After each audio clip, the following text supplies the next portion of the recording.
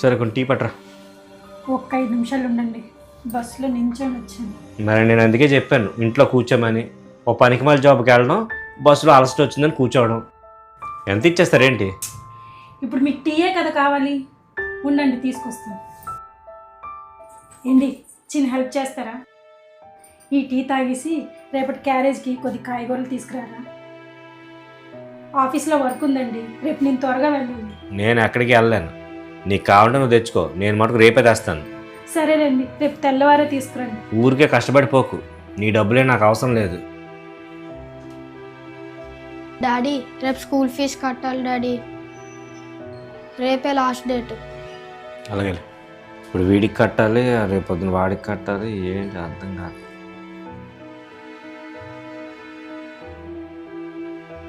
ఏంటి మేడం గారు మంచి హుషారుగా ఉన్నారు? శాలరీ టైంకి ఇచ్చినట్టున్నారే. కరెక్ట్ టైంకి ఇచ్చేస్తారంటండి, అందరికీ ఇచ్చారు. నిన్నే వద్దని చెప్పాను, ఈరోజు అడిగితే ఇస్తుందా? ఇందు ఏంటి? అంటే నీకు శాలరీ అవసరమా? లేదే. అంటే ఏం లేదు, నా శాలరీ అందలేదు ఇంకా, నా కొంచెం. ఒక నిమిషం తీసుకుంది. Thank you. డబ్బులు ఇచ్చాను కదా ఇలా మాట్లాడుతున్నాను అనుకోకండి. మీకు ఒకటి చెప్పాలి. ఏంటి? నిన్న ఇదే టైంకి నా డబ్బులు వద్దన్నారు, అసలు నేను చేసే పనే వేస్ట్ అన్నారు.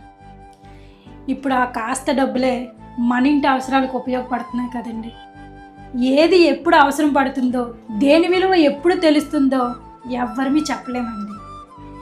ఏ పన్నైనా, అసలు దేన్నైనా సరే తక్కువ చేసి చూడకండి.